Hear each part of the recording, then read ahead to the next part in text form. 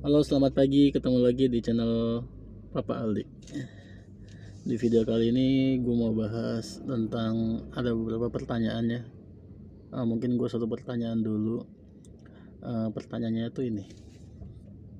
Nih, screenshotnya. Ya, intinya sih pengen tahu bagaimana proses untuk kredit mobil di leasing, ya kan? Ya penggunaannya sih ya kita secara general aja ya.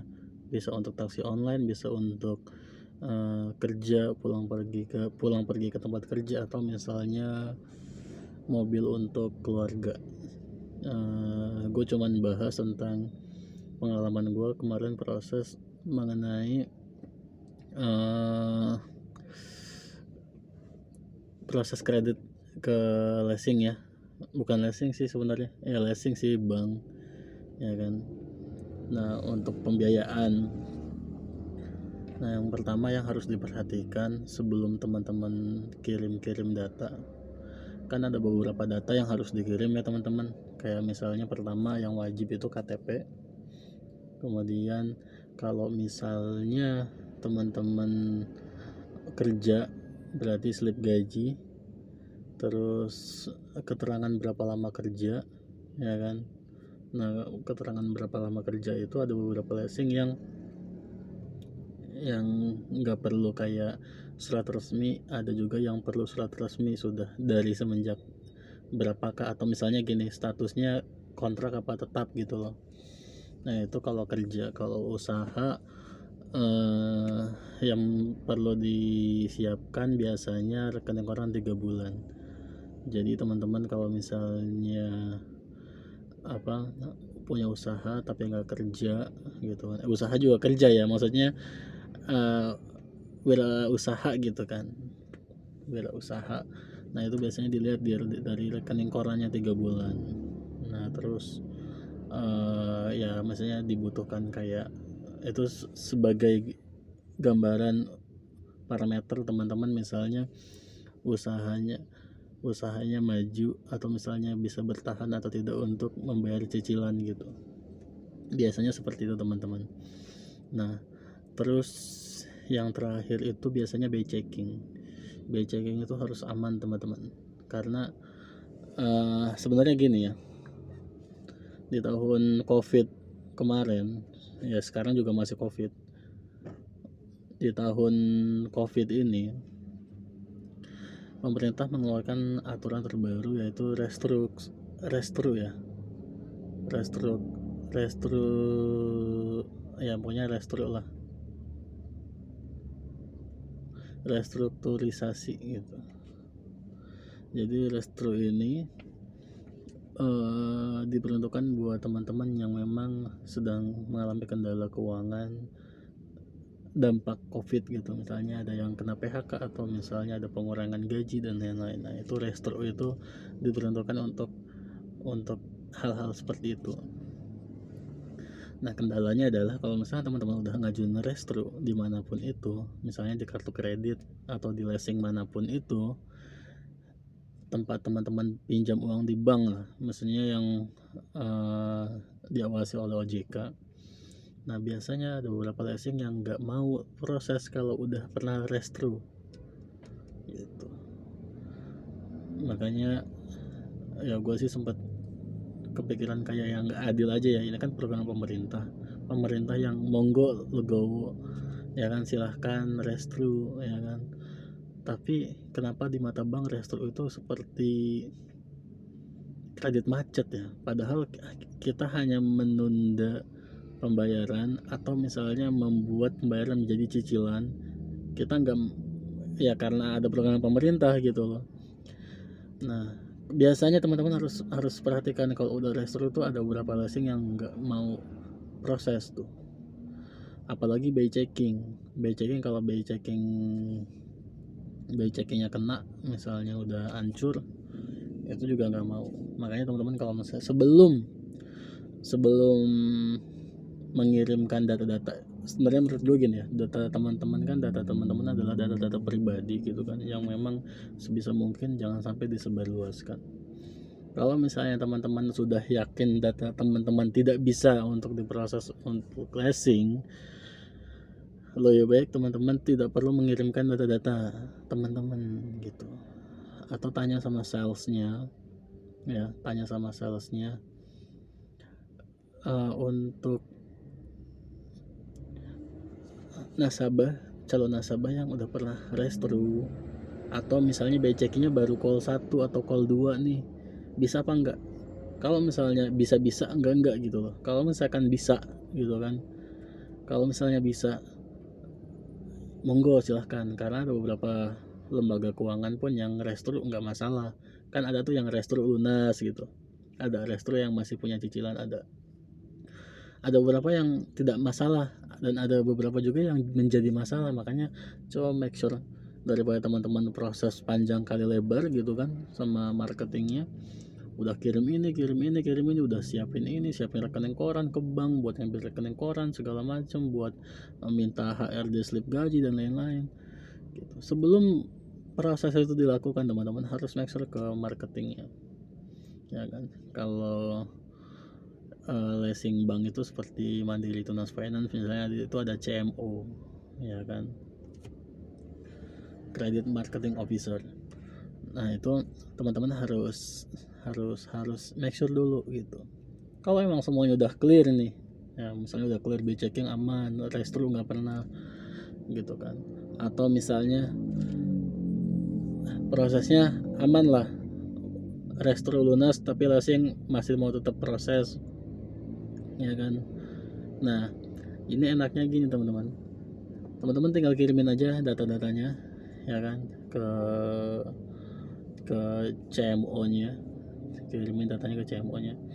Nah kalau misalnya sudah oke semuanya, teman-teman harus make sure, yang pertama, berapa DP yang harus teman-teman keluarin, terus berapa angsuran dan berapa tenor. Karena ada beberapa kasus DP misalnya 26 juta ya kan, tapi cicilan 3 juta misalnya. Ini misal ya teman-teman, 3 juta misalnya. Itu cuman by lisan doang nih dari marketingnya nih, dari marketing by lisan. Oh iya Pak, oke Pak, siap. Atau berdasarkan tabel misalnya. Tapi teman-teman enggak ini belum dapat kayak surat keterangan persetujuan gitu dari leasing. Itu jangan percaya dulu teman-teman, karena ada beberapa kasusnya kayak udah proses, udah DP, bahkan mobil udah turun ya kan. Nah mobil sudah turun, SPK baru keluar. Nah gue juga bingung kenapa mobil bisa turun sebelum SPK keluar. Ada tuh kasusnya, teman dekat saya itu ya kan. Jadi mobil udah turun, udah dipakai selama seminggu malah. Nah dikabarin nih sama marketing CMO nya, Pak ini SPK nya ya, yang awalnya perjanjiannya itu cicilan hanya 3 juta jadi 3.800.000. Ayo, kalau kayak gitu siapa yang mau tanggung jawab? Mobil udah dipakai seminggu, SPK baru turun, nominalnya nggak sesuai sama perjanjian pada saat CMO-nya. Oke Pak, 3 juta nggak sesuai. Nah kalau kayak gitu siapa yang tanggung jawab? Kita mau balikin ke leasing ya kan, gimana? Kita udah terima mobilnya, ternyata masalahnya adalah, pertama, temen gue itu menandatangani dokumen kosong, jadi dokumen blank form. Jadi ada tulisan nama, alamat segala macam, tapi nggak diisi tuh ya kan, tenor nggak diisi semuanya. Nah temen gue karena saking percayanya sama leasing, dia tanda tangani, ya Pak saya yang ngisi sendiri ya Pak. Oh ya udah, nanti isi sendiri.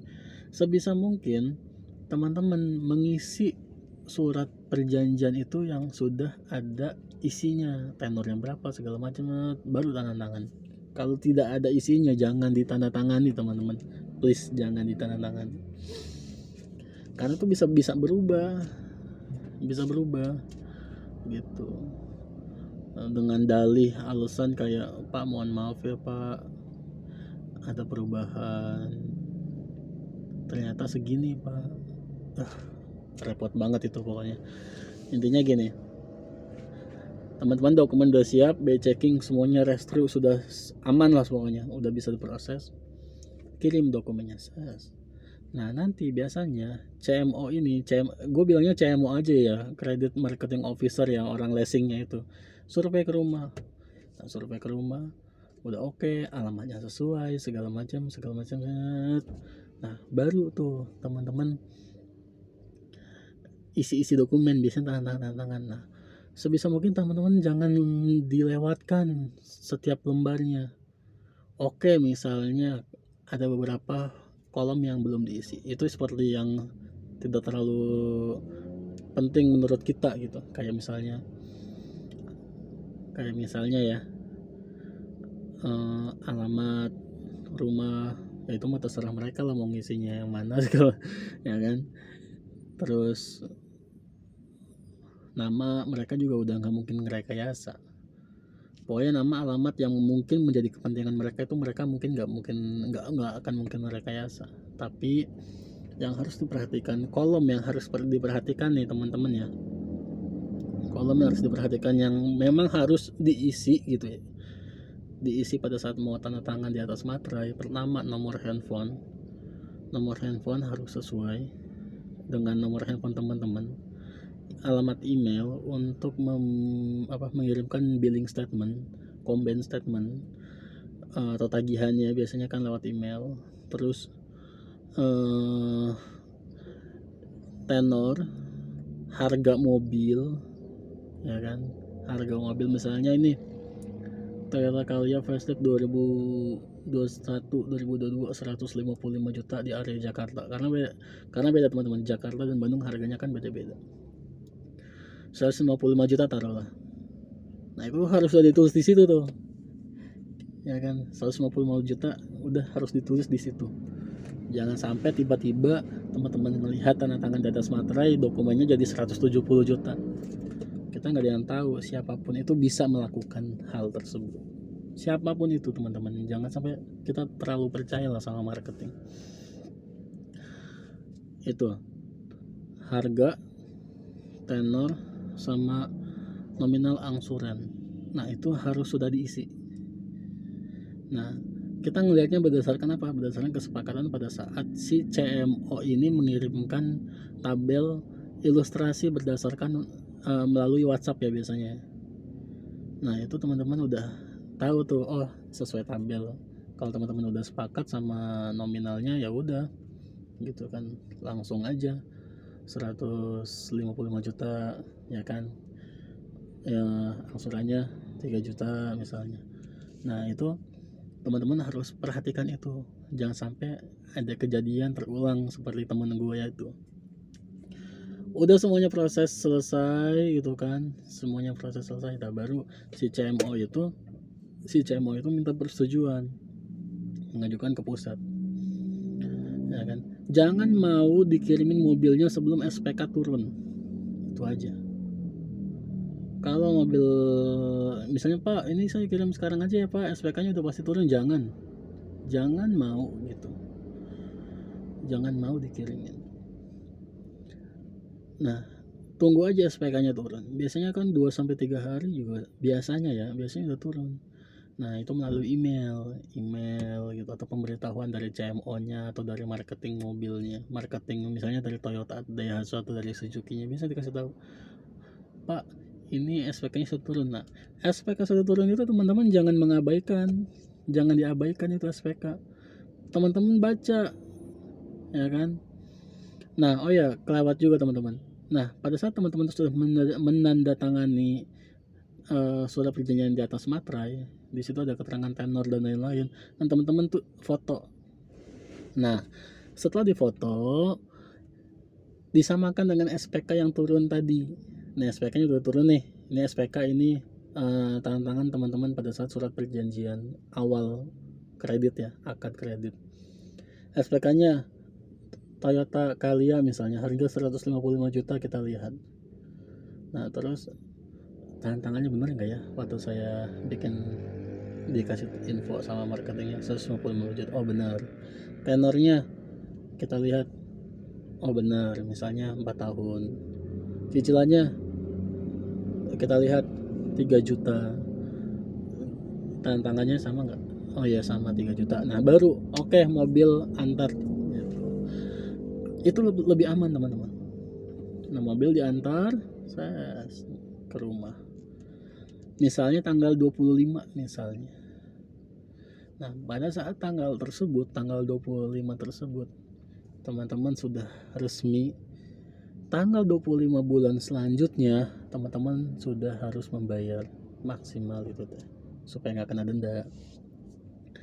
Jadi tanggal pembayaran itu tanggal sesuai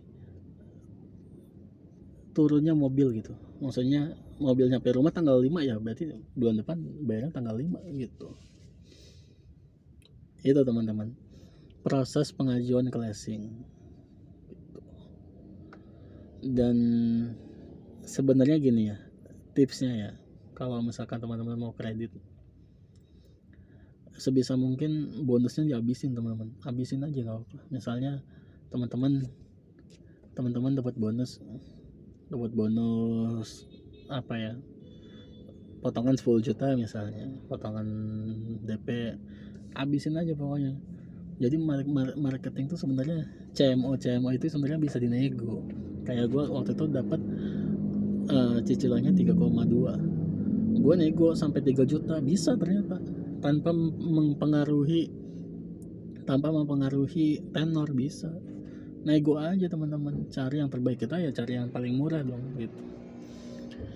Oke, itu aja teman-teman video yang bisa gue sampaikan gitu kan, mudah-mudahan bermanfaat buat teman-teman. Thank you semuanya yang suka sama video ini, boleh di like, boleh di subscribe juga.